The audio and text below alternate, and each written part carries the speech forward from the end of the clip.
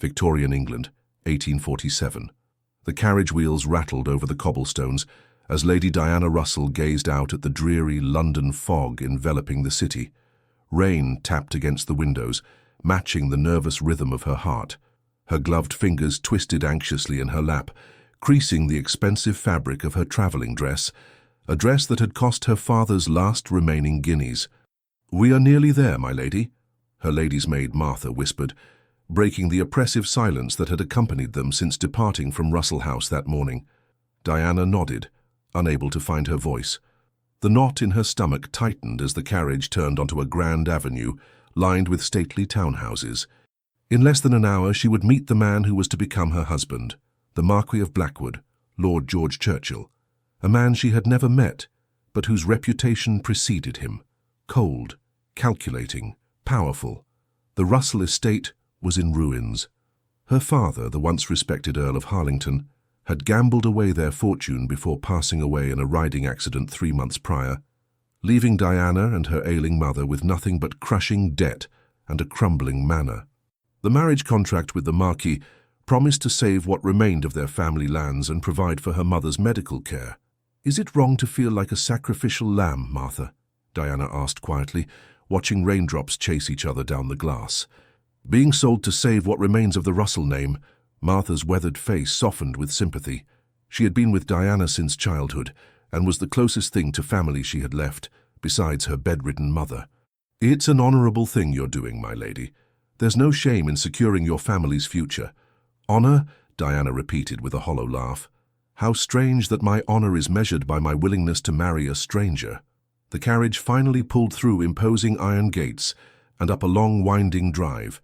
Blackwood Manor emerged from the mist, a massive stone structure with Gothic turrets and chimneys stretching toward the grey skies like grasping fingers. It was magnificent and terrifying all at once, its windows dark and unwelcoming despite the early afternoon hour. Diana's throat tightened. This formidable place would be her prison or her home, depending on the mercy of its master. "Remember your training, my lady," Martha said softly, reaching over to straighten Diana's bonnet. "Shoulders back, chin high." Diana squared her shoulders beneath her travelling cloak. "I am a Russell. I will not show fear." "That's the spirit," Martha nodded approvingly. "Your mother would be proud." The carriage lurched to a stop on the gravelled forecourt. A footman appeared, opening the door and extending an umbrella. Diana descended, her legs stiff from the long journey. The house loomed over her, even more imposing up close, its stone facade darkened by decades of London smoke and fog. A butler awaited at the entrance, his posture as rigid as the marble columns flanking the door. "Lady Diana Russell," he intoned with a formal bow. "Welcome to Blackwood Manor. I am Harrison, the butler. If you would follow me, the Marquis awaits in his study." Diana was escorted through a labyrinth of hallways, adorned with portraits of stern-faced ancestors and priceless artifacts from across the empire, evidence of the Churchill family's extensive wealth and influence. The grandeur of the house made her family's once proud manor seem like a cottage in comparison. Every footstep echoed on the marble floors, announcing her presence in this domain where she was still a stranger. "Your maid will be shown to the servants' quarters," Harrison informed her as they approached a heavy oak door at the end of a long corridor. "The Marquis prefers to speak with you privately." Diana's stomach clenched, but she nodded. "Thank you, Harrison." "The Marquis will see you now, Lady Russell," the butler announced, opening the door with a practiced flourish. Taking a deep breath, Diana stepped into the room, her heart hammering against her ribs. The study was dominated by a massive mahogany desk, behind which stood a tall figure silhouetted against a rain-streaked window. He turned slowly at her entrance, and Diana caught her breath. Lord George Churchill was not what she had expected. Though his face was set in severe lines, he was undeniably handsome. Perhaps 30 years of age, with sharp cheekbones, a strong jaw, and penetrating blue eyes that seemed to look through her rather than at her. His dark hair was perfectly groomed, his attire immaculate. There was a coldness to his bearing that made Diana shiver despite the fire burning in the grate. "Lady Diana Russell," he said, his voice deep and devoid of warmth. It was a statement, not a question. She curtsied gracefully as she had been taught. "My lord, I trust your journey was comfortable." He gestured to a chair positioned before his desk. "Please sit." Diana perched on the edge of the offered seat, her back straight as a board, hands folded demurely in her lap as she had been instructed since childhood. "Yes, thank you for arranging the carriage." The Marquis remained standing, studying her with clinical detachment, as though she were a horse at auction. His gaze travelled from her face to her modest travelling attire and back again, assessing her value. Diana fought the urge to fidget under his scrutiny. "I've reviewed the contract your solicitor sent," he finally said, moving to a side table where documents were neatly arranged. "Everything appears to be in order." He walked to a sideboard and poured himself a glass of amber liquid without offering her refreshment. "I assume you understand the terms of our arrangement." "I do," she replied, forcing her voice to remain steady. "Your financial support in exchange for the Russell name joining with the Churchills." "Precisely." He took a measured sip from his glass. "I require an heir, and society expects a man in my position to have a wife. Your bloodline is impeccable despite your father's indiscretions." Diana flinched at the reference to her father, but kept her composure. "And the Russell estate will be restored." "It will be managed properly," he corrected, his tone making it clear there was a significant difference. "Under my supervision. Your mother will be provided for, and your family name preserved." He set his glass down with a sharp click against the wooden surface. "But let us be perfectly clear about what this is, and what it is not." He approached her, his expression unreadable as he stood uncomfortably close. Diana could smell his cologne, sandalwood and something else she couldn't name. "I should make something clear before we proceed, Lady Diana. While this union will be legal in every sense, you should harbour no romantic illusions.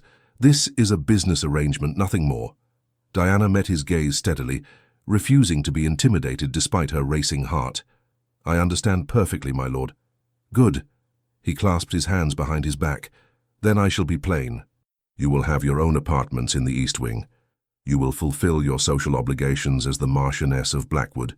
You will behave with propriety at all times. But make no mistake," his voice dropped to a near whisper, "you will never be my true wife." The words cut through her like ice, but Diana refused to show how deeply they wounded her pride. She had expected a loveless marriage, but the cold finality of his declaration still stung like a slap. "Is that understood?" he pressed, his blue eyes boring into hers. Something within Diana, the same stubborn pride that had sustained her through her father's disgrace and death, flared to life. She rose from her chair, squaring her shoulders to face him directly, though he still towered over her. "Perfectly, my lord. And I hope you understand that I am not entering this arrangement with any delusions of affection. I do this for my family, just as you do this for yours. I require no false sentiment, only the respect due to the future bearer of your name and the mother of your heirs." Something flickered in his eyes, perhaps surprise at her boldness, before his expression hardened once more. "The wedding will take place in 3 days' time. My housekeeper, Mrs. Winters, will show you to your rooms and acquaint you with the household schedule." He turned his back to her, a clear dismissal. "Good day, Lady Diana." As the door closed behind her, Diana fought to maintain her composure. A severe-looking woman awaited in the corridor, Mrs. Winters, presumably, who led her through another maze of corridors to the East Wing without a single word of welcome. The rooms assigned to her were spacious and luxuriously appointed, with silk damask wallpaper and heavy velvet draperies, yet they felt as cold and impersonal as her future husband. Nothing about them spoke of warmth or comfort, merely wealth displayed for its own sake. "Dinner is served at 7 precisely," Mrs. Winters informed her, her tone suggesting that tardiness would be an unforgivable sin. "The Marquis dines alone most evenings, but expects you to join him tonight. Your maid will be up shortly with your belongings." When the housekeeper had gone, Diana sank onto a brocade settee, finally allowing her shoulders to slump. She had known what she was sacrificing when she agreed to this arrangement, but the reality of her future, stretching before her like a vast, empty plain, was more daunting than she had imagined. Martha arrived soon after, fussing over Diana's appearance and unpacking her modest trousseau into the massive wardrobes. "The servants are all aflutter about you," she reported, as she brushed out Diana's travel-worn dress. "It seems the Marquis hasn't entertained a lady at Blackwood Manor since his father died 3 years ago." "I am hardly being entertained," Diana said wryly. "I am a business acquisition, nothing more." Martha clucked her tongue. Now, things may not be as bleak as they appear. The Marquis is young yet, and handsome enough. Perhaps in time— No, Martha, Diana interrupted gently. The Marquis has made his position quite clear. This marriage is a transaction, not a romance. She moved to the window, gazing out at the formal gardens below, now shrouded in mist. I would rather face the truth than nurture false hope. That evening, dinner was a silent affair, broken only by the clink of silver against fine china and the occasional murmured instruction to the footman. The Marquis spoke little, and Diana, exhausted from the journey and their earlier encounter, had no energy for meaningless pleasantries. When they parted in the grand hallway, he merely inclined his head. "Until tomorrow, Lady Diana." That night, alone in her new bedchamber with its elaborate furnishings and oppressive silence, Diana stood at the window, watching moonlight break through the clouds to illuminate the formal gardens below. "I may never be his true wife," she whispered to herself, "but I will not be broken by this place or by him. I am Diana Russell of Harlington, and I still have my pride." She pressed her forehead against the cool glass. "This may be a prison of circumstance, but I will find a way to make it bearable. I must." Little did she know that fate had other plans for the Marquis of Blackwood and his reluctant bride. 3 days later, Diana stood in St. George's Church in Hanover Square, wearing a wedding gown of ivory silk and Belgian lace, a gown chosen and paid for by her soon-to-be husband. Her mother was too ill to attend, but had sent a small pearl brooch, the last of her jewelry that hadn't been sold to pay creditors, which Diana wore pinned over her heart. The church was filled with London's elite, though Diana recognized few faces. They had come not out of affection for either bride or groom, but out of curiosity, eager to witness the union between the notorious Marquis and the daughter of the disgraced Earl. Diana stood perfectly still as the Archbishop performed the ceremony, her face a composed mask that revealed nothing of her inner turmoil. The Marquis stood beside her, equally impassive, reciting his vows with the detached precision of a man conducting a routine business transaction. When he slid the gold band onto her finger, his touch was impersonal, his expression unchanged. He spoke his vows clearly and without hesitation, but there was no warmth in his words, no promise of devotion beyond what was written in their contract. As they rode back to Blackwood Manor in silence, now husband and wife, Diana caught the Marquis studying her reflection in the carriage window. "You played your part well," he said, the first words he'd spoken to her directly since the ceremony. "The Tun will have nothing to gossip about regarding the ceremony. I am gratified to have met with your approval, my lord," she replied, unable to keep a hint of bitterness from her voice. His lips curved slightly, not quite a smile, but perhaps the closest thing to it she had seen. "You have spirit, Lady Diana. That may serve you well in society so long as it is properly contained."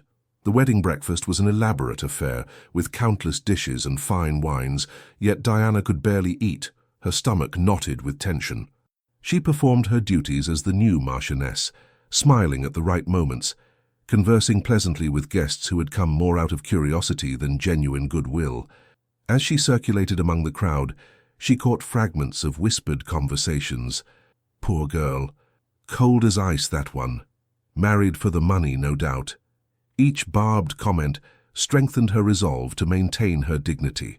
She would not give these vultures the satisfaction of seeing her distress. By evening, when the last guests had departed, Diana was exhausted, her face aching from the effort of maintaining her pleasant expression.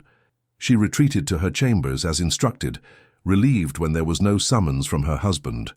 Their arrangement, it seemed, extended to all aspects of marriage. As Martha helped her out of the elaborate wedding gown, Diana caught sight of herself in the mirror, the Marchioness of Blackwood, a title without substance, a wife in name only. "Perhaps it is better this way," she said quietly, as Martha unpinned her hair. "At least I know precisely where I stand." "It's early days yet, my lady," Martha said, arranging Diana's hair in a simple braid for the night. "Who knows what time may bring?" But as she lay awake in her bed that night, listening to the unfamiliar creaks and groans of Blackwood Manor, Diana couldn't help but wonder about the man sleeping in another wing of the house. What had made him so cold? Why did he need this marriage if he wanted no true wife? The Marquis's words echoed in her mind. "You will never be my true wife." Diana pulled the covers tighter around herself as a chill wind rattled the windows. "We shall see, my lord," she whispered into the darkness. "We shall see." The weeks following the wedding unfolded in a pattern of careful routine at Blackwood Manor. Diana rose each morning to breakfast alone in her sitting room, spent her days familiarizing herself with the massive estate, and dined with her husband only when social obligations demanded it.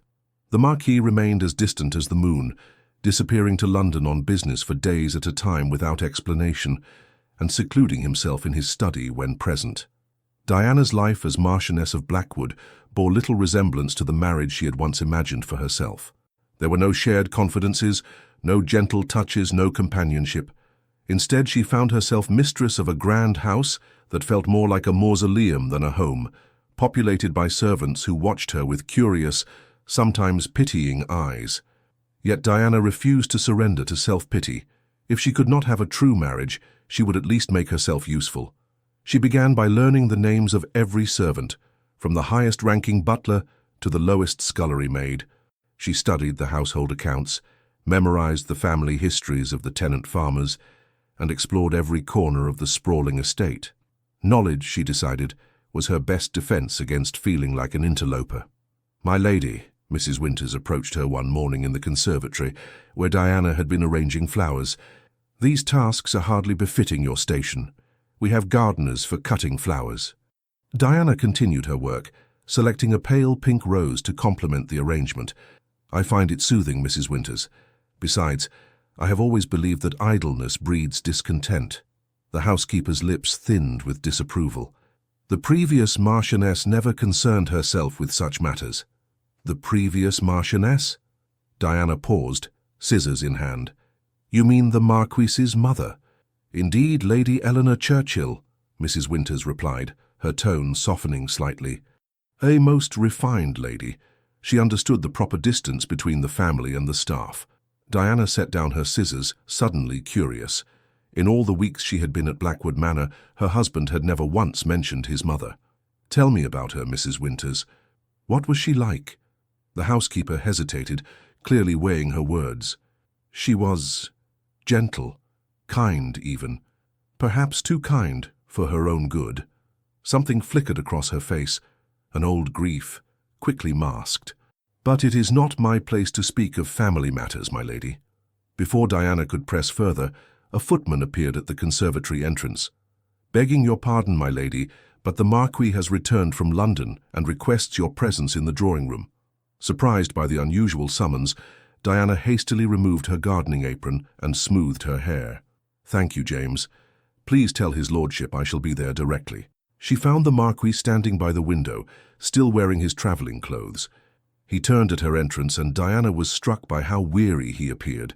Dark shadows underscored his eyes, and there was a tightness to his mouth she had not seen before. "You wish to see me, my lord," she said, curtsying slightly. "Yes." He gestured to a small rosewood table where a tea service had been laid. "Please sit. I have some matters to discuss." Diana obeyed, her curiosity piqued by this unprecedented invitation. In the 6 weeks of their marriage, they had never taken tea together, let alone engaged in private conversation beyond the most perfunctory exchanges. The Marquis remained standing, his posture rigid. "I have been informed that my cousin Lady Caroline Blackwell and her daughter intend to visit next week. They will stay for a fortnight."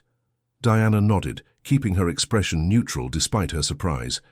"I shall ensure the guest rooms are prepared appropriately. There is more." He paced before the fireplace, his movements restless.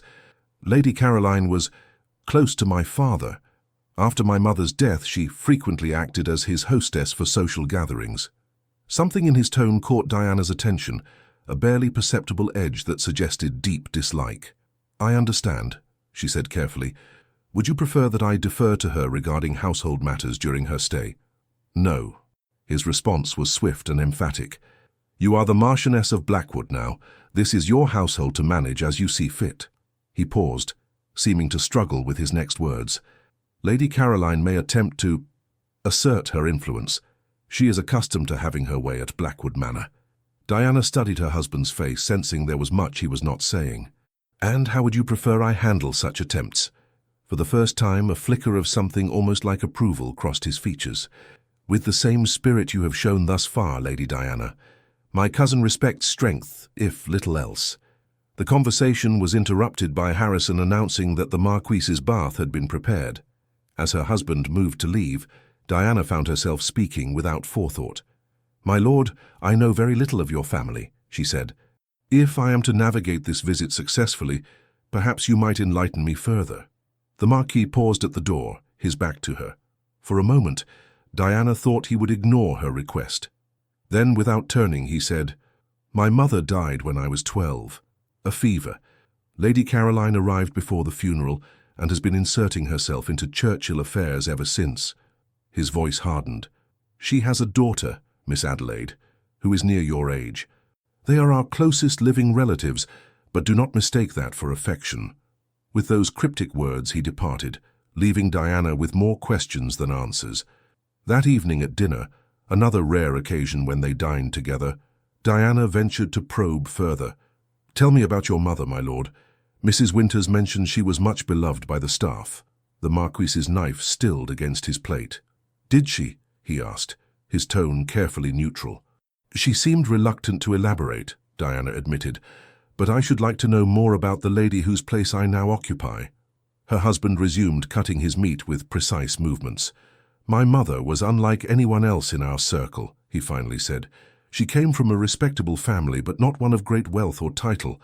My father married her despite considerable opposition from his family." "For love?" Diana asked, unable to imagine the cold Marquis being the product of a love match. A shadow crossed his face. "So I was led to believe.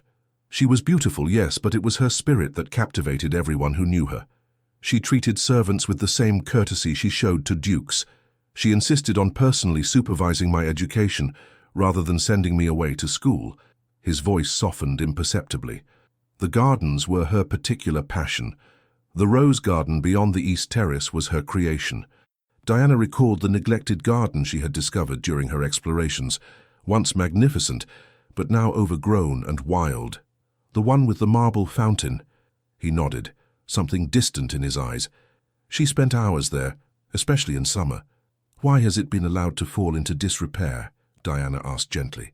The Marquis's expression closed like a door slamming shut. "After her death, my father ordered it abandoned. He had the gardeners focus their efforts elsewhere." His tone made it clear that the subject was closed. They finished the meal in silence, but as they rose from the table, the Marquis surprised her once more.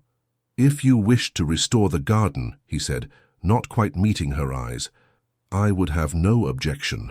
Before Diana could respond, he bowed stiffly and left the room.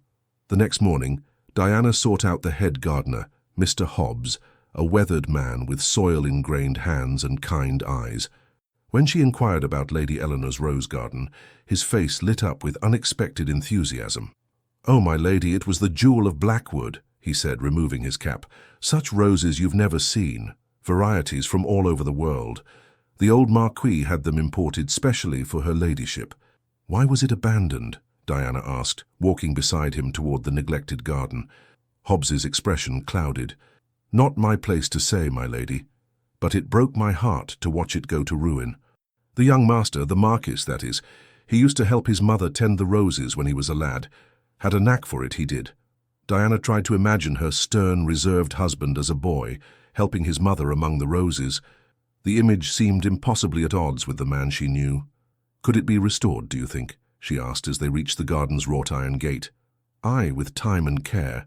Hobbs ran a loving hand over the rusted gate. "The bones are still good. Roses are hardy things. They survive more than you'd expect." "Then let us begin," Diana decided. "I want detailed plans by the end of the week, Mr. Hobbs. We'll start with clearing the overgrowth and assessing which plants can be saved." The old gardener's face broke into a broad smile. "It would be my greatest pleasure, my lady." Over the next several days, Diana threw herself into the garden restoration project. She consulted the estate's old planting records, studied books on horticulture from the library, and spent hours working alongside the gardeners, heedless of the dirt that stained her gowns or the sun that flushed her cheeks. The Marquis made no comment on her activities, though Diana occasionally glimpsed him watching from a distance, his expression unreadable. Whether he approved or disapproved remained a mystery, but she continued nonetheless, finding unexpected satisfaction in bringing order to the chaos of tangled vines and neglected beds. It was during her third day of garden work that Diana discovered the small stone bench hidden beneath an overgrown arbor. As the gardeners cleared away the strangling vines, a name was revealed, carved into the seat. Eleanor. The Marquis had it made for her 15th birthday, a voice said behind her. Diana turned to find Mrs. Winters standing at the garden's edge, her usual stern expression softened by memory. "They were very close then?" Diana asked. The housekeeper nodded. As close as mother and son could be. She was his shield against... She stopped abruptly, seeming to remember herself. "Against the usual hardships of childhood, my lady." Diana sensed there was more to the story, much more. But she had learned that direct questions rarely yielded answers in this house of secrets. Instead, she brushed her soil-covered hands on her apron and said casually, "I should like to make this bench the centerpiece of the restored garden, Mrs. Winters, perhaps surrounded by white roses. They symbolize remembrance, I believe." Something like approval flickered in the housekeeper's eyes. Her ladyship was partial to white roses, as it happens. She called them her moonlight blossoms. For the first time since Diana's arrival, Mrs. Winters offered what might almost be called a smile. "The master was born on a full moon night," she added, her voice dropping to a near whisper. "Lady Eleanor always said it was why he was so stubborn. Touched by moon magic, she called it." The confidence, small as it was, felt like a victory. "Thank you for telling me, Mrs. Winters. I shall keep that in mind as we plan the garden's restoration." That evening, unable to sleep, Diana ventured to the library in search of a book. The vast room, lined with thousands of volumes collected over generations, was usually deserted at this hour. But as she pushed open the heavy door, she was startled to find her husband already there. The Marquis stood by a window, a small object cradled in his hands, his face illuminated only by moonlight. He had not heard her enter, and for a moment Diana observed him unguarded. Gone was the cold, impassive mask he wore like armor. In its place was an expression of such raw grief that Diana nearly gasped aloud. He was staring down at what appeared to be a miniature portrait, his fingers tracing its edges with a tenderness she had never witnessed from him. A floorboard creaked beneath her foot and the Marquis's head snapped up. His eyes widened at the sight of her, and he hastily slipped the portrait into his waistcoat pocket. "Forgive me," Diana said quickly. "I did not mean to intrude. It is of no consequence." His voice had resumed its usual detached tone, though Diana noticed his hands were not entirely steady. "You could not have known I would be here." An awkward silence stretched between them. Diana was acutely aware of her informal appearance, hair loosely braided for sleep, dressed only in her nightgown and dressing robe. The Marquis, by contrast, remained fully clothed, as though he had not yet retired, despite the late hour. "I came in search of a book," she explained, gesturing vaguely toward the shelves. "Something to help me sleep." "Try the east wall," he suggested, his composure fully restored. "Third shelf from the top." Tennyson's poems often induce slumber in even the most restless minds. The attempt at humor, however slight, surprised her. "You speak from experience, my lord." A ghost of a smile touched his lips. "Perhaps." Diana moved toward the indicated shelf, feeling his eyes follow her. As she reached for the volume, her dressing gown slipped slightly, revealing a fading bruise on her forearm, a souvenir from her enthusiastic gardening efforts. "You're injured," the Marquis said sharply. Diana quickly adjusted her sleeve. "It's nothing. Merely an encounter with a particularly stubborn rosebush." He crossed to her side with unexpected swiftness, taking her arm with gentle fingers and pushing back the sleeve to examine the bruise. His touch, the first voluntary contact between them since their wedding day, sent an inexplicable warmth through her. "Roses have thorns for a reason," he said quietly, his eyes meeting hers. "They are not meant to be tamed easily." There was something in his gaze, an intensity that had nothing to do with the minor injury, that made Diana's breath catch. "The most beautiful things often require the most care," she replied, her voice hardly above a whisper. For a moment, they stood frozen in that tableau, his fingers on her skin, their faces close enough that she could feel the warmth of his breath. Then, as if suddenly remembering himself, the Marquis released her arm and stepped back. "Good night, Lady Diana," he said, his voice once again formal. "I trust you will find Tennyson adequate company." He strode from the room without a backward glance, leaving Diana to wonder at the brief connection that had flared between them like a match struck in darkness. The next morning, Diana found a small package outside her door, a jar of salve wrapped in plain brown paper. There was no note, but the gesture spoke volumes coming from a man who had declared she would never be his true wife. That same afternoon, as Diana supervised the clearing of a choked pathway in the rose garden, a familiar voice interrupted her concentration. "So, this is where you've been hiding yourself," the Marquis said, surveying the transformation taking place. Where once had been wilderness, neat piles of cleared debris now stood alongside freshly turned earth and salvaged plants. Diana straightened, pushing a stray lock of hair from her perspiring forehead.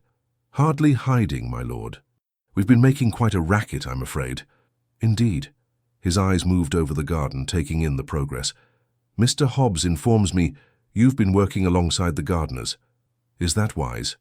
"Wiser than wasting my days on idle gossip and needlepoint, I should think," Diana replied with more spirit than she had intended.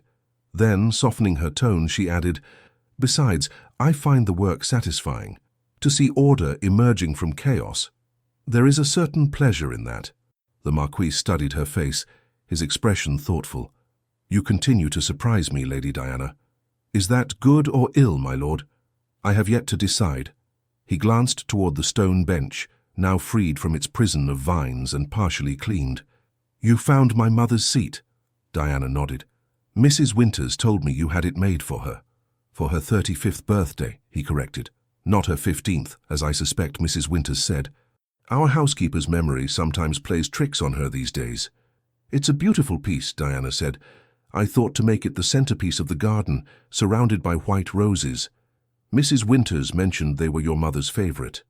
The Marquis was silent for a long moment, his eyes fixed on the carved name. "White roses were indeed her favorite," he finally said, "but she preferred them mingled with red ones. She said it made the white seem purer by contrast. This personal recollection freely offered felt like a gift." "Then we shall plant them as she preferred," Diana said softly. "Why are you doing this?" he asked suddenly, his gaze sharp upon her face. Diana considered her answer carefully. "Because something beautiful should not be left to ruin," she said at last. "Because your mother created this place with love, and such things deserve to be honored." She paused, then added quietly, "And because I have little else to occupy my days in a house where I am more ornament than wife." The last words slipped out unbidden, and Diana immediately regretted them. But instead of the cold rebuke she expected, the Marquis merely looked thoughtful. "My mother would have liked you, I think," he said, the words seeming to surprise even himself. Before Diana could respond, he turned and walked away, his tall figure soon disappearing around the hedge. But the brief exchange had left her with a curious sense of hope, as if perhaps the first tiny crack had appeared in the wall between them. That evening, Diana retired early, exhausted from her day's exertions in the garden. As she sat before her dressing table, Martha brushing out her hair for the night, a knock sounded at the door to her sitting room. Martha went to answer it, returning moments later with a peculiar expression. "It's the Marquis, my lady," she whispered, eyes wide with surprise. "He asks if you would join him in the library when convenient." Diana's heart quickened. "Did he say why?" "No, my lady, only that he has something to show you." Hastily donning a suitable evening dress, a simple blue silk that could be fastened without assistance, Diana made her way to the library, curious and slightly apprehensive. She found the Marquis standing before the fireplace, a leather-bound book in his hands. "Thank you for coming," he said, his usual formality softened by something that might almost be nervousness. "I thought you might find this of interest for your garden restoration project." He extended the book toward her. Diana took it carefully, opening the cover to reveal pages of delicate botanical illustrations, roses of every variety, painted in exquisite detail, with notes in a flowing feminine hand. "My mother's garden journal," the Marquis explained. "She documented every plant, its placement and care instructions. I thought it might be useful." Diana looked up from the precious volume, deeply moved by the gesture. "This is extraordinarily helpful, my lord, but are you certain you wish to entrust it to me? It must be very dear to you." "It is," he acknowledged, "but it was meant for a gardener's hands, not to gather dust in a drawer. My mother would have wanted it used." Diana ran her fingers gently over a particularly beautiful illustration of a climbing white rose. "She was talented." "She was," the Marquis agreed, and for the first time, Diana heard genuine warmth in his voice. "She taught herself botanical illustration. My father thought it a frivolous pursuit, but she persisted." Diana looked up sharply. "Your father disapproved of her interests?" Something dark flickered in the Marquis's eyes. "My father disapproved of many things that brought others joy." He turned away slightly, adding in a lower voice, "particularly things that brought her joy." The bitterness in his tone revealed volumes about the previous Marquis, and Diana began to understand something of the shadows that haunted her husband. Sensing that she had stumbled upon tender ground, she changed the subject. "Will you tell me about some of these varieties?" she asked, gesturing to the journal. "I confess I know little of roses beyond their beauty." The tension in his shoulders eased slightly. To her surprise, the Marquis settled into a chair beside hers and began turning pages, pointing out particular specimens and recounting their origins. For over an hour they sat thus, heads bent together over the journal, their conversation flowing more naturally than ever before. It was only when the clock chimed 11 that the Marquis seemed to remember himself. "I've kept you too long," he said, rising abruptly. "Forgive me." "There is nothing to forgive," Diana assured him, reluctant to break the spell of companionship that had briefly existed between them. "I have enjoyed our conversation immensely." He regarded her with an expression she couldn't quite decipher. "As have I," he admitted, as if the realization surprised him. Perhaps we might continue it another evening." "I would like that very much," Diana said softly. For a moment longer, he stood looking at her, something unspoken in his gaze. Then he bowed formally and bid her good night. As Diana returned to her chambers, the precious garden journal clutched to her chest, she felt a cautious optimism stirring within her. The wall between them had not fallen, but tonight had revealed that it might not be as impenetrable as she had feared. 3 days later, however, any progress made was threatened by the arrival of Lady Caroline Blackwell and her daughter, Adelaide. From the moment they swept into Blackwood Manor in a flurry of silk and demands, Diana understood her husband's warning. Lady Caroline, a striking woman in her 40s with shrewd eyes and a practiced smile, immediately began inspecting the house with the air of one checking that her possessions had been properly maintained in her absence. "The drawing-room draperies are showing wear, George," she announced at dinner their first evening. "You really must have new ones commissioned. I saw the most divine fabric at Whitley's in London. I'd be happy to order it for you." The Marquis's expression remained neutral. "I believe such matters now fall under my wife's purview, Caroline." Lady Caroline's gaze swung to Diana, assessing her with barely concealed disdain. "Of course. How forgetful of me." Her smile didn't reach her eyes. "Though perhaps Diana would appreciate my guidance being so new to her role. It can be quite overwhelming to manage a house of this stature, especially for someone not raised in our circles." The barb was thinly veiled, and Diana felt her cheeks warm. But before she could respond, the Marquis spoke. "My wife has been managing admirably," he said, his tone brooking no argument. "Blackwood has never been in better hands." The unexpected defense left Diana momentarily speechless. Lady Caroline's smile tightened, but she merely inclined her head in acknowledgement before turning her attention to her daughter. Adelaide Blackwell was a pretty young woman of perhaps 20, with her mother's dark colouring but none of her sharp edges. Throughout dinner she sat silently, occasionally casting nervous glances at the Marquis when she thought no one was looking. After the meal, when the ladies withdrew to the drawing-room, Lady Caroline wasted no time in establishing her dominance. "You must find Blackwood quite provincial after London," she remarked, settling onto a sofa as though it were a throne. "Of course, you haven't been presented at court yet, have you? Such a pity your marriage was so hastily arranged." "I find Blackwood fascinating," Diana replied evenly, "and I've never been particularly drawn to London society." Lady Caroline laughed, a brittle sound. "How charmingly rustic. But surely you must feel the isolation. George is hardly known for his sociability. Adelaide and I used to despair of drawing him out even when he was a boy. So serious, always with his nose in a book or trailing after his mother in that garden of hers." She sighed dramatically. "Poor Eleanor. She never quite fit in, you know." From what I've heard, she was much beloved, Diana said carefully, noting how Adelaide tensed at the mention of the former Marchioness. Oh, by the servants, certainly, Lady Caroline conceded with a dismissive wave. She had a way with them. But in society, I'm afraid she was rather out of her depth. My cousin, the late Marquis, made a terrible mistake in marrying so far beneath him. Her eyes glittered as she examined Diana. A mistake George seems determined to repeat. The insult hung in the air between them. Diana felt her pulse quicken with anger, but years of training in proper behavior kept her expression composed. How fortunate, then, that the choice was his to make, she replied, with deceptive mildness. Just as the management of this household is now mine. She rose, smoothing her skirts. Speaking of which, I must speak with Mrs. Winters about tomorrow's menus. If you'll excuse me. She departed before Lady Caroline could respond, her heart pounding. Only when she was safely in the corridor did Diana allow herself a small, grim smile. The battle lines had been drawn. Later that night, as Martha prepared her for bed, Diana's thoughts remained troubled. She despised his mother, she mused aloud. I wonder why. Martha, ever discreet, hesitated before responding. There are whispers below stairs, my lady.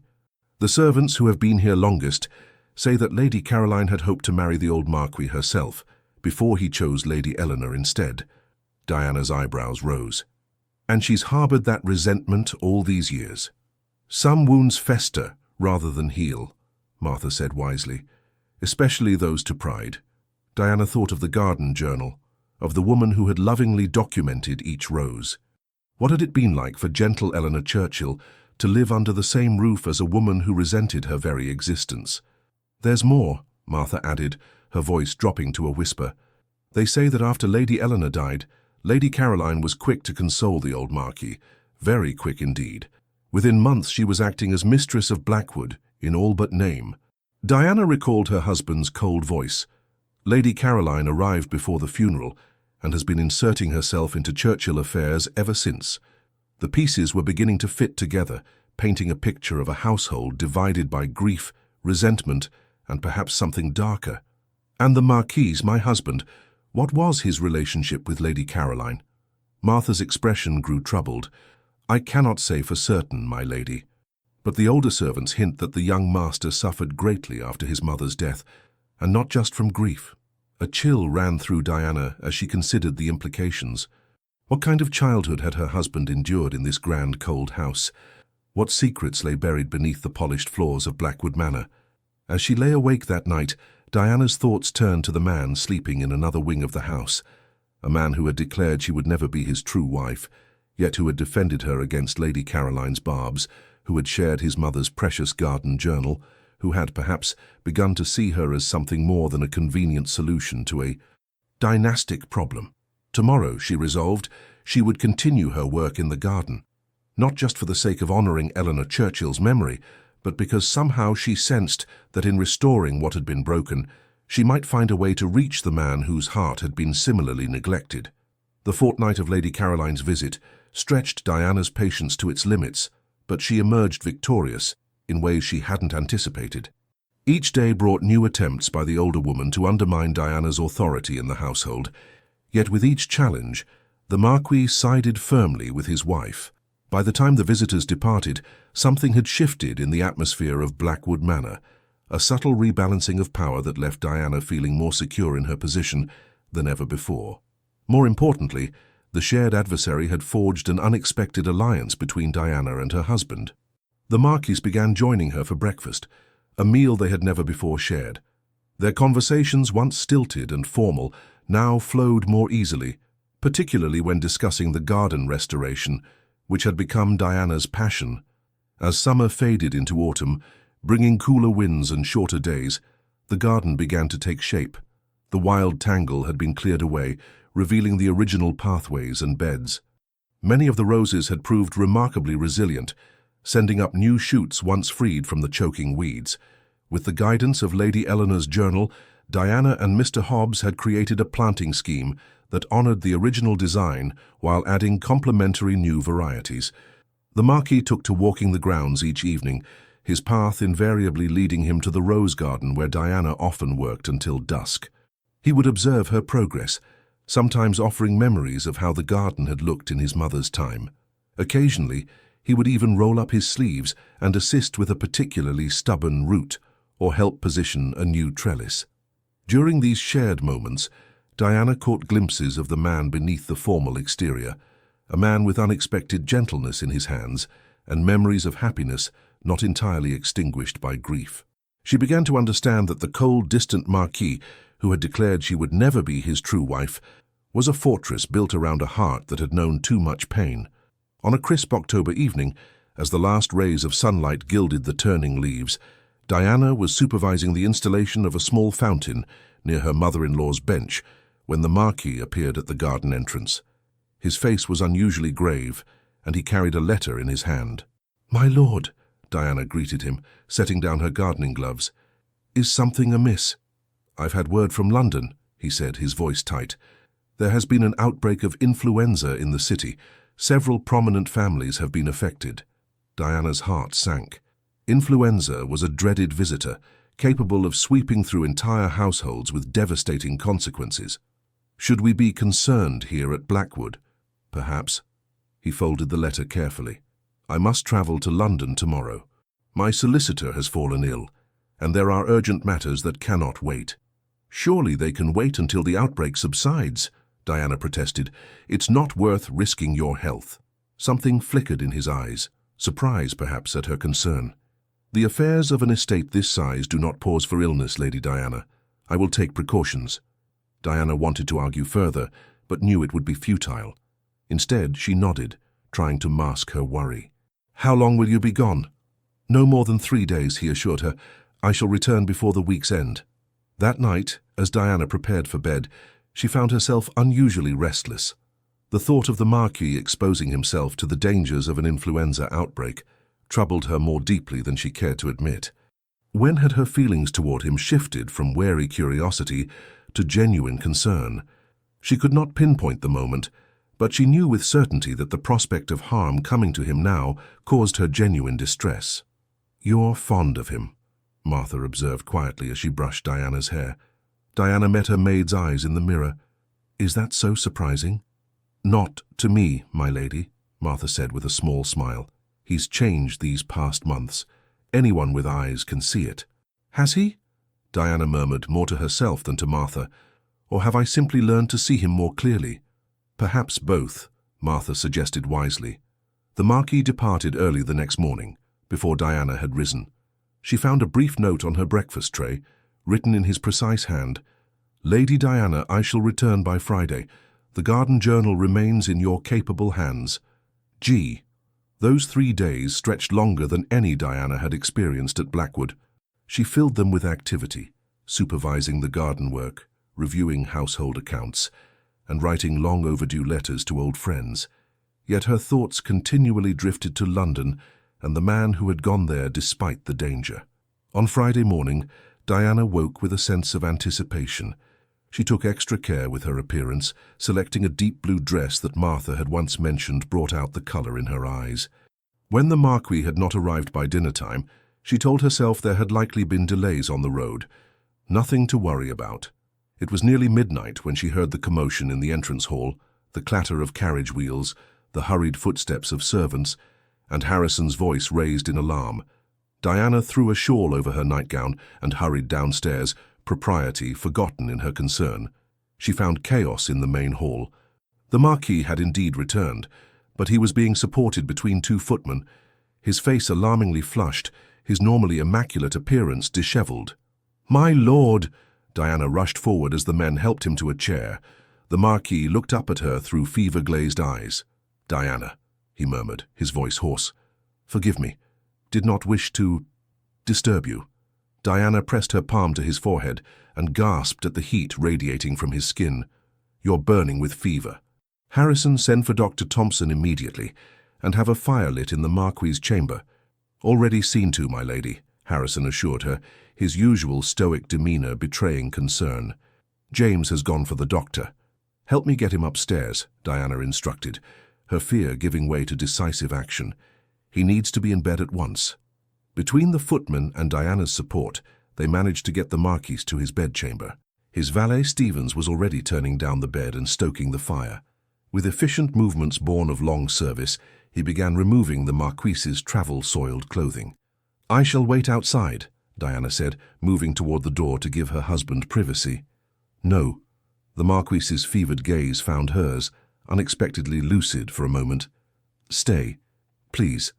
She nodded, turning her back while Stevens completed his task and helped the Marquis into a nightshirt. When he was settled in bed, Diana approached again, taking the chair that Stevens placed beside it. "What happened?" she asked gently, taking his hand. It was hot and dry in hers, the skin papery with fever. The Marquis closed his eyes briefly. "Solicitor's household, all ill. Should have been more careful." A violent shiver racked his frame. Cold. So cold. Diana pulled the coverlet higher around his shoulders. "The doctor will be here soon," she assured him, though her heart raced with fear. She had seen influenza claim lives before, healthy young lives snuffed out in days. Dr. Thompson arrived within the hour, his lined face grave as he examined the Marquis. Diana waited anxiously in the adjoining sitting room, pacing before the fire until the doctor emerged. "Influenza, as I suspect you already guessed," he confirmed, closing his medical bag. "A severe case, I'm afraid. The next 48 hours will be critical." "What can be done?" Diana asked, her voice steady despite the fear clutching at her heart. "Keep him cool to combat the fever. Ensure he drinks water, broth if he can manage it. I've left laudanum for the pain and to help him sleep." The elderly physician hesitated, his kind eyes troubled. "My lady, I must warn you, the servants may be reluctant to attend him closely. There is always fear when sickness of this nature strikes a household."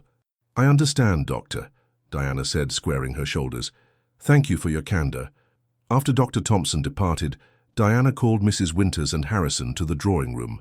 "The Marquis is gravely ill," she informed them, her voice calm despite her inner turmoil.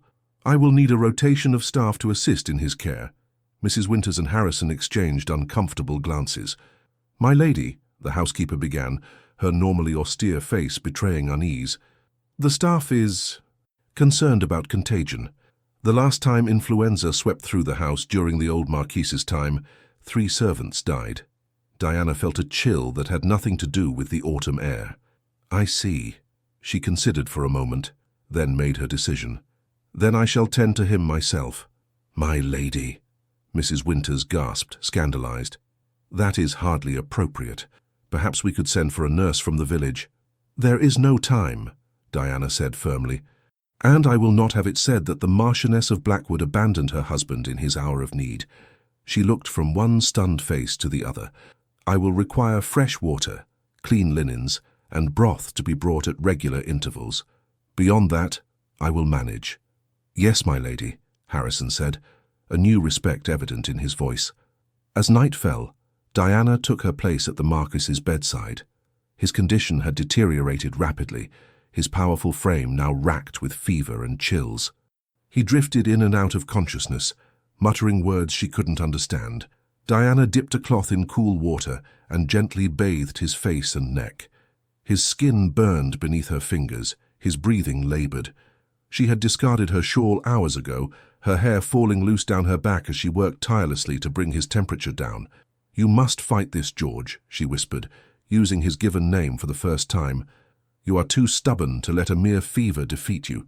Throughout the long night, she tended him without rest, changing the cool compresses, coaxing sips of water between his parched lips, administering the laudanum when pain twisted his features. When his nightshirt became soaked with sweat, she changed it herself, her hands steady despite the intimacy of the task. It was near dawn during the darkest hour of the night when the Marquis's fever reached its peak. He thrashed against the bedclothes, calling out in distress. "Eleanor," he moaned. "Mother, don't leave me." Diana's heart clenched at the raw anguish in his voice. She took his hand between both of hers. "Shh, you're not alone," she soothed, stroking his brow. "I'm here with you, George. I'm here." His eyes opened, glazed with fever, not truly seeing her. "She's gone," he whispered brokenly. "He said it was my fault. My fault she died." "No," Diana said firmly, though she knew he was lost in delirium. "It was never your fault, George. Never." He gripped her hand with surprising strength. "Catherine," he murmured, a name Diana didn't recognize. "I'm sorry, couldn't save you." Diana continued to hold his hand as his words dissolved into restless sleep once more. Who was Catherine? Another piece of the puzzle that was her husband, a name connected to pain and regret. As the first light of dawn filtered through the curtains, the Marquis's fever finally broke. Diana, exhausted beyond measure, laid her head on the edge of the bed, still holding his hand, and fell into an uneasy sleep. She woke to the sensation of fingers gently stroking her hair. Opening her eyes, she found the Marquis awake, his gaze clear for the first time in hours fixed upon her face. "You stayed," he said, his voice hoarse from the long night's ordeal. Diana sat up, suddenly aware of her disheveled appearance. Her hair loose, her dress wrinkled, dark shadows under her eyes. "Of course I stayed. The servants wouldn't come near," he said. It wasn't a question. They were afraid. "But you weren't." His eyes searched hers with an intensity that made her breath catch. "I was," she admitted quietly. "Not of the fever, but of losing you." The confession hung in the air between them, honest and unadorned.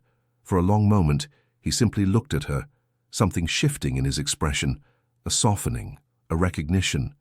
"You changed my nightshirt," he said after a moment, a hint of his old reserve returning.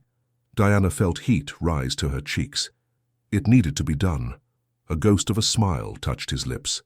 "You continue to surprise me, Diana Russell." "Churchill," she corrected softly. "Diana Churchill." For a long moment, he simply looked at her, something new and unnamed passing between them. Then, "Yes," he said quietly, "my wife." It wasn't a declaration of love, not even close. But in those two simple words, "my wife," spoken without the usual distance, Diana heard the first chime of a bell that had been silent for too long. As she rose to fetch fresh water, his hand caught hers once more. "Thank you," he said, the words clearly unfamiliar on his tongue. Diana nodded, unable to speak past the sudden tightness in her throat. Something had changed during that long night of vigil, something fundamental and irrevocable.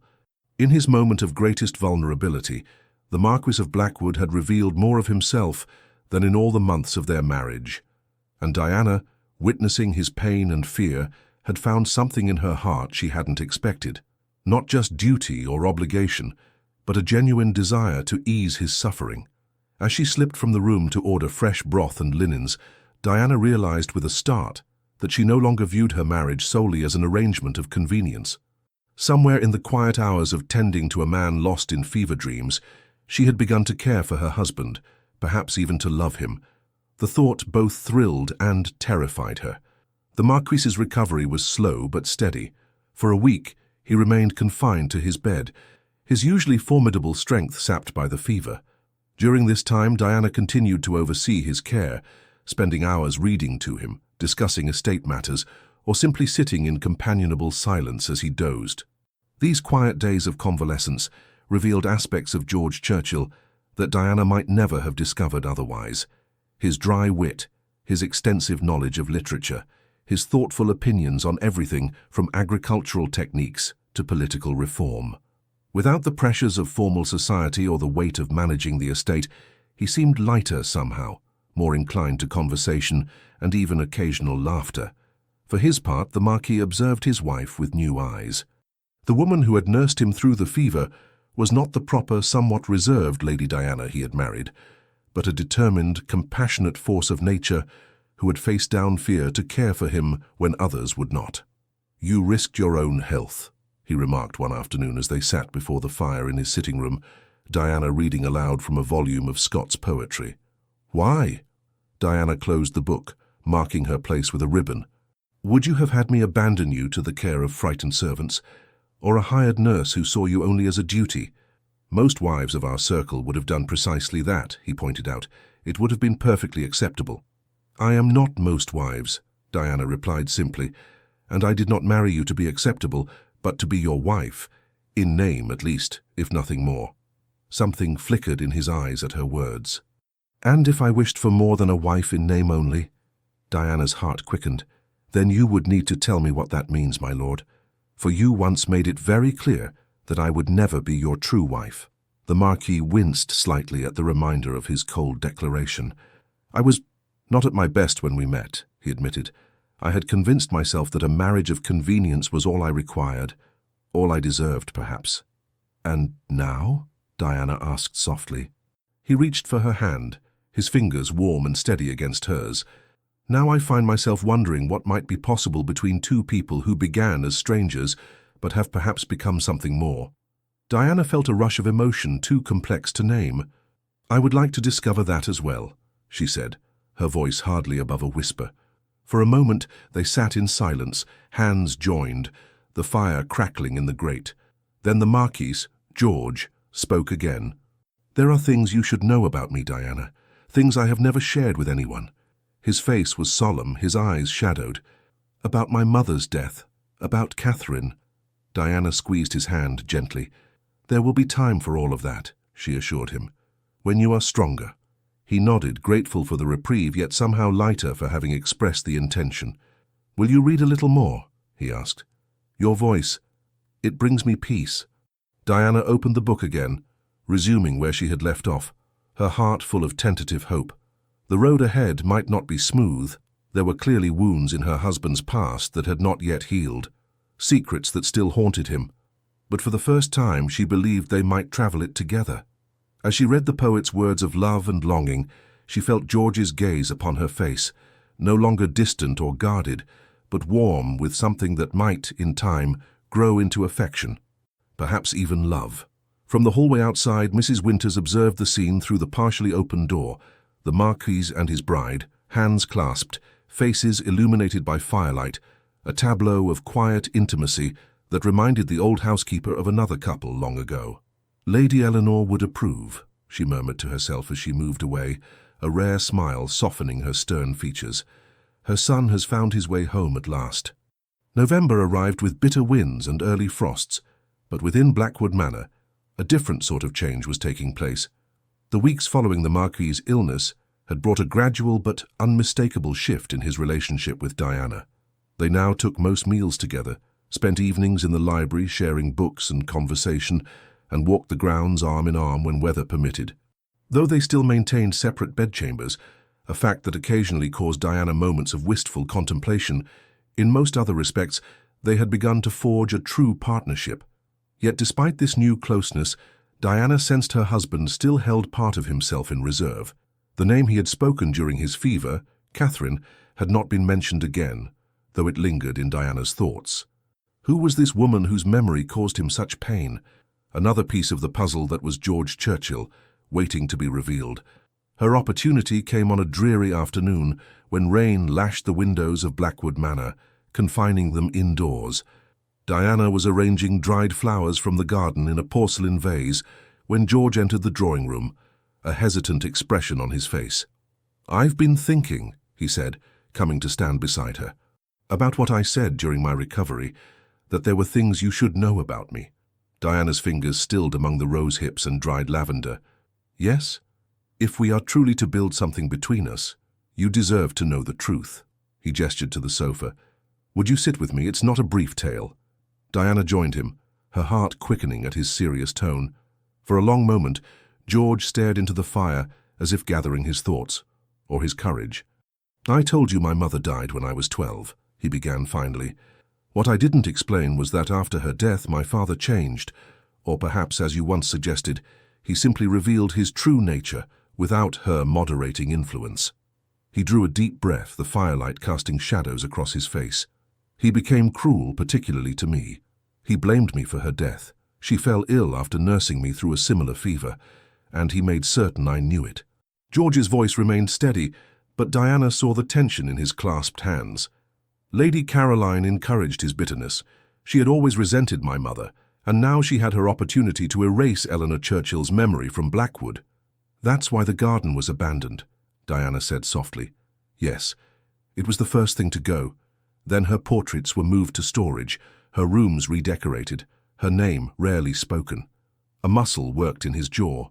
"I was sent away to school shortly after, not Eton, where my friends were, but a remote, austere institution in Scotland, known for its harsh discipline. My father claimed it would make a man of me." Diana's heart ached at the thought of a grieving boy, sent away from everything familiar, shouldering an undeserved burden of guilt. How long were you there? 6 years. I was permitted home only briefly in summers, and by then Lady Caroline was effectively mistress of Blackwood, though my father never actually married her. His voice hardened. She had hoped he would, of course. That was always her ambition, to be Marchioness of Blackwood. But my father was too shrewd to grant her the legal status she craved. And Adelaide? Her daughter? A shadow crossed George's face. Adelaide came to Blackwood when she was 10, a quiet, frightened girl. My father treated her with a kindness he never showed me, which Lady Caroline was quick to interpret as evidence that he might adopt Adelaide as his ward, perhaps even make her his heir if I continued to disappoint him. Diana's eyes widened. Could he have done such a thing? Set aside his own son and heir? Not legally, no, but he could have made my position extremely difficult had he chosen to. George's expression softened slightly. Adelaide herself was an innocent in her mother's schemes. We developed something of an understanding over the years, both of us pawns in games played by others. What happened when you came of age? Diana asked gently. I went to university, then travelled abroad for several years. It was easier than returning to Blackwood. A ghost of a smile touched his lips. I discovered I had some aptitude for business and investment. By 25, I had built my own modest fortune, independent of my inheritance. I thought perhaps I had finally escaped my father's shadow. His expression darkened again. Then I met Catherine Hallowell. Diana's breath caught. Here at last was the mysterious Catherine, the name he had called out in his fevered state. She was the daughter of a prosperous merchant, beautiful, intelligent, full of life. For the first time, George's voice wavered slightly. We met at a musical in London. She played the pianoforte brilliantly and laughed at my poor attempts at humour.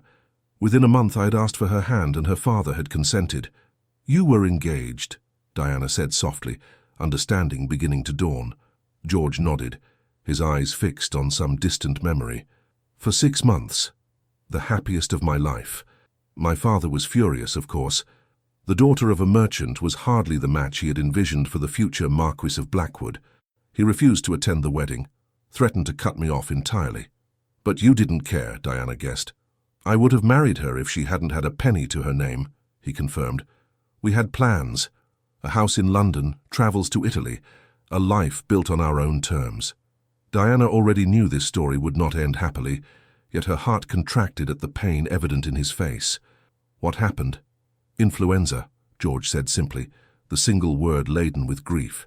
3 weeks before our wedding. I was in Edinburgh on business.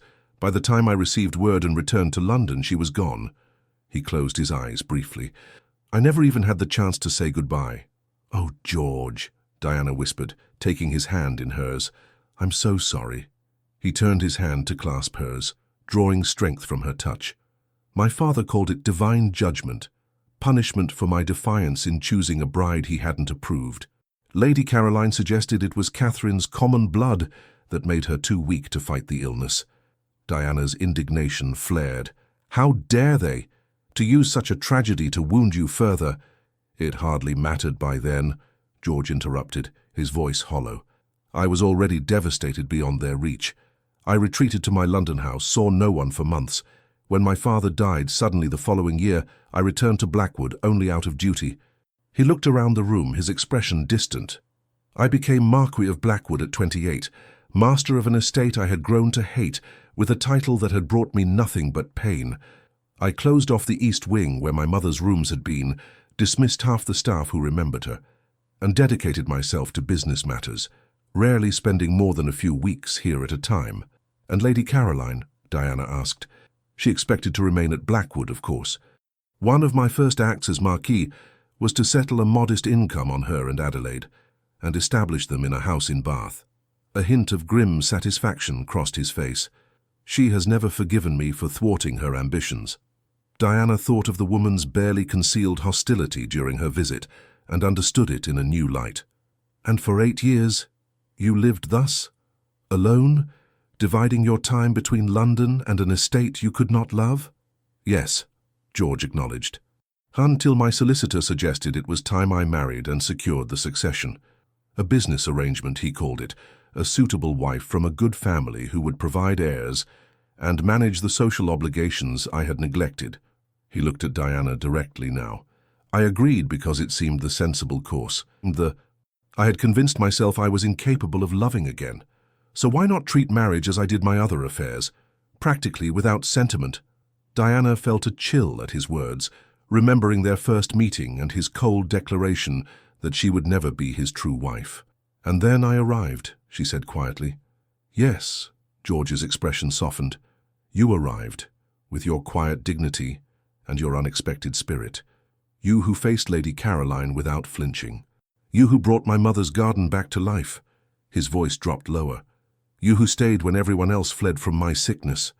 Diana's heart quickened at the warmth in his gaze. "I couldn't leave you," she said simply. "I know that now." He brought her hand to his lips, pressing a gentle kiss to her fingers. "And that is why I needed to tell you about Catherine, because her memory has stood between us from the beginning. My guilt at failing her, my fear of experiencing such loss again." "You haven't failed her," Diana said firmly. "Illness claimed her, just as it nearly claimed you. Neither was your fault." "Perhaps," George conceded. "But for years I've held myself responsible, for not being there when she needed me, for not protecting her as I had promised." "And now?" Diana asked, her voice hardly more than a whisper. "Now I find myself facing a different sort of guilt." He reached up to touch her cheek, his fingers gentle against her skin. "The guilt of realizing I have begun to care deeply for a woman who is, in fact, my wife, when I had vowed never to open my heart again." Diana leaned slightly into his touch, her pulse racing. "That is not something worthy of guilt, George." "Isn't it?" His eyes searched hers. "I told you that you would never be my true wife. I entered our marriage determined to keep you at arm's length. I denied us both the chance for happiness out of fear and old wounds." "The past cannot be undone," Diana said gently, "but the future is ours to shape, together if you wish it." For answer, George drew her closer, one hand cradling her face. "I do wish it," he murmured, "more than I believed possible." When his lips met hers, Diana felt as though some final barrier between them had dissolved. This was not the perfunctory kiss of their wedding ceremony, but a true meeting of hearts, tender, reverent, and filled with promise. As they drew apart, George kept her hand in his. "There is something else I've been meaning to show you," he said, his expression lighter than she had ever seen it. "Will you come with me?" Curious, Diana allowed him to lead her from the drawing room, up the grand staircase and down a corridor in the east wing she had never explored. They stopped before a set of double doors, which George unlocked with a key from his waistcoat pocket. "These were my mother's private rooms," he explained as he pushed open the doors. "I closed them after inheriting the title. No one has entered in 8 years." Diana stepped inside, her eyes adjusting to the dimness. George moved to draw back the heavy curtains, allowing weak afternoon light to filter into a spacious sitting room. Dust cloths covered the furniture, and the air held the stillness of long disuse. Yet there was something welcoming about the space nonetheless. "It's beautiful," Diana said, taking in the elegant proportions of the room, the delicate mouldings on the ceiling, the tall windows overlooking what had been Eleanor's rose garden. "These should have been your rooms from the beginning," George said, watching her face. "As Marchioness, they are rightfully yours. I couldn't bear the thought of anyone occupying them after her, but now—" He hesitated. "Now I think my mother would want you to make them your own." Diana turned to him, deeply moved by the gesture. "Are you certain?" "Completely." He took both her hands in his. "Diana, I have spent too many years allowing grief to dictate my life. It's time to honor the past without being imprisoned by it." His eyes held hers steadily. "Just as my mother's garden is blooming again under your care, perhaps Blackwood itself can become a true home once more." "I would like that," Diana said softly. "Very much." "There's something else," George added, his manner suddenly less certain. "Something I've been considering since my recovery." "Yes?" Diana prompted when he hesitated.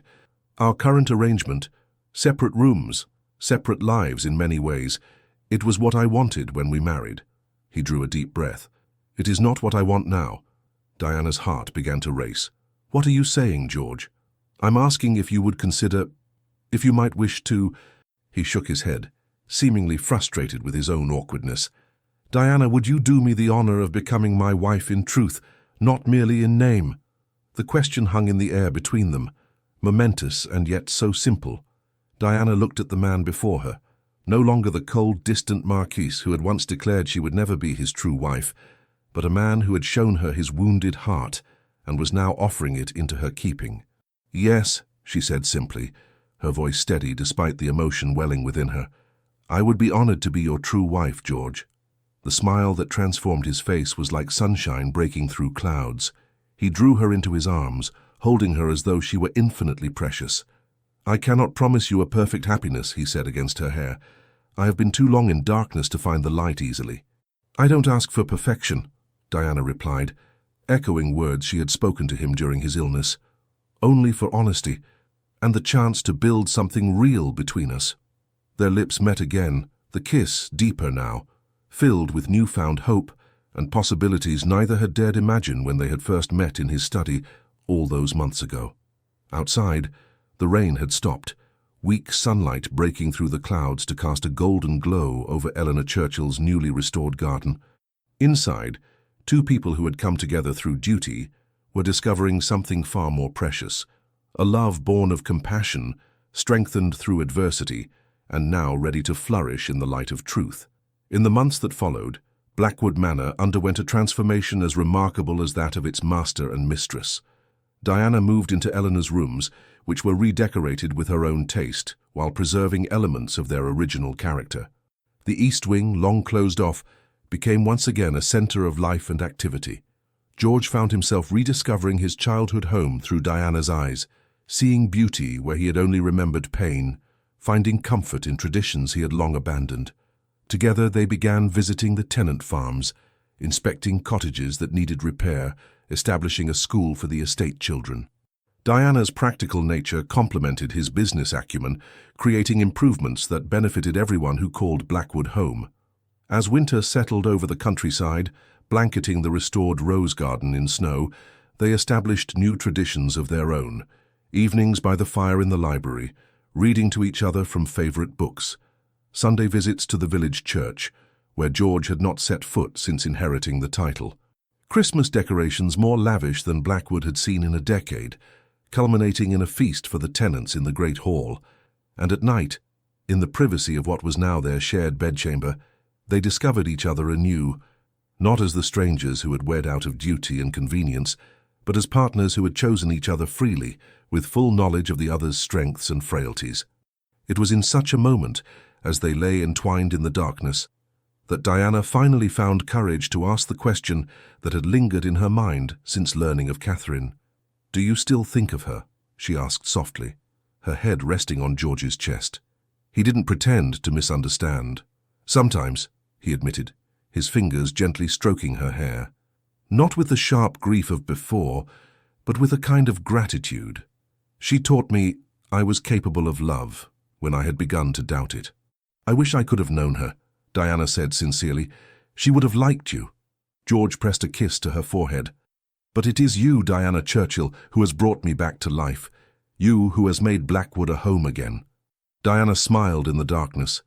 "We have done it together." "Yes," he agreed, drawing her closer. "And we have a lifetime ahead to continue the work." A comfortable silence fell between them, broken only by the crackling of the fire and the distant howl of winter wind. Diana was nearly asleep when George spoke again, his voice thoughtful. "I had convinced myself that love was a weakness, that it made one vulnerable to unbearable loss." His arms tightened around her. "I was wrong. Love is the greatest strength we possess. It takes more courage to open one's heart than to keep it locked away." Diana raised herself on one elbow to look down at her husband's face, silver in the moonlight streaming through a gap in the curtains. "When did you become so wise, my lord?"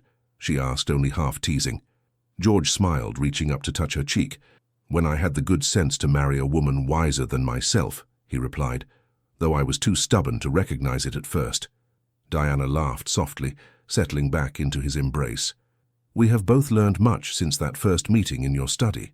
"Indeed," George agreed, "though there is one thing I knew even then, despite my best efforts to deny it."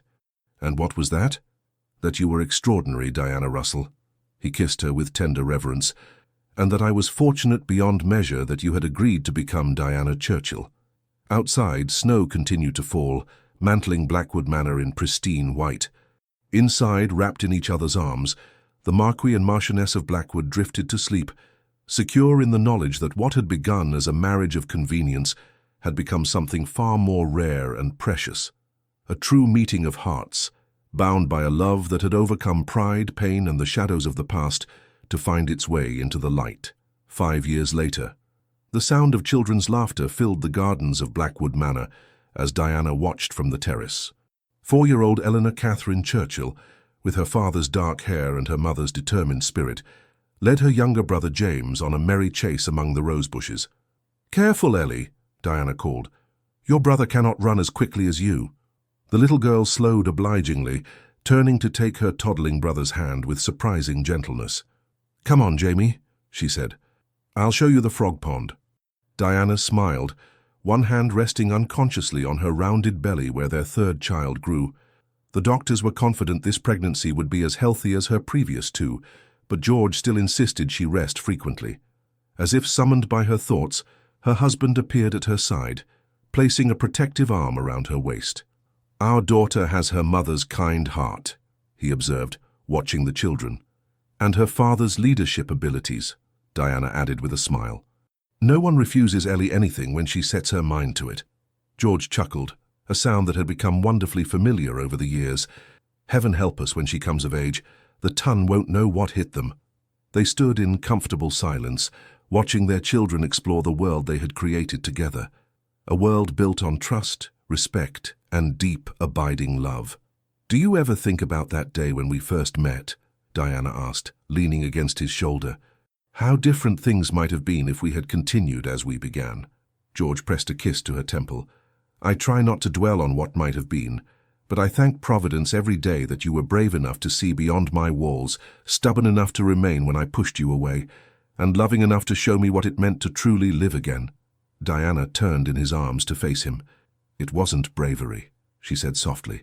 "It was love, perhaps even before I recognized it myself." "Then I am the most fortunate of men," he said, "to have been loved so well." As the afternoon sun cast long shadows across the lawns of Blackwood Manor, Diana reflected on the journey that had brought them here, from a cold business arrangement to a marriage of true hearts. The path had not always been smooth, but each challenge had only strengthened the bond between them. The man who had once declared she would never be his true wife now looked at her as though she were his entire world. And in his eyes, Diana saw the reflection of her own heart, complete, cherished, and utterly at home. "Come," George said, offering his arm. "Let's join our children. James has been asking all morning to show you his collection of interesting stones." Diana took his arm, smiling up at the man she had come to know and love so deeply. "Lead the way, my love. Lead the way." And together they walked into the sunshine, toward the future they had built with patience, courage, and the transformative power of love. The end. Dear listener, tonight's story reminded us that even in a marriage built on cold agreements and silent halls, love can bloom quietly, one gesture, one moment of care at a time. Maybe you too have felt that some doors in life were closed for good, that it was too late to begin again, to trust, to soften. But this tale gently whispers what life itself tries to show us. The heart does not age in its capacity to feel, to heal, to love. You who have walked through so many seasons, who have known loss, sacrifice, and perhaps long silences, you carry within you the quiet strength of Diana, who chose kindness when she was met with coldness. And maybe, like the Marquis, you carry wounds you've never spoken aloud. That's okay. What matters is that healing is still possible. Connection is still possible. Love in all its forms is still possible. Let that truth rest on your heart tonight like a warm blanket. May you sleep knowing that you are not forgotten, not alone, not too late for beauty or tenderness. There is still light ahead. There is still warmth waiting for you. May peace surround your dreams, and may tomorrow greet you with quiet hope, with heartfelt gratitude, from all of us at Legends of the Fall. Thank you for staying with us until the very end. We hope this story embraced your heart the way it did ours. If it brought you peace, emotion, or even a quiet tear, consider subscribing to our channel, liking this video, sharing it with someone dear, and leaving us a heartfelt comment. From the depths of our hearts, thank you for supporting Legends of the Fall. Your presence gives us strength to keep telling these stories, full of love, second chances, and redemption. At the end of this video, you'll see another beautiful story suggestion from our channel. Click and let yourself be moved again.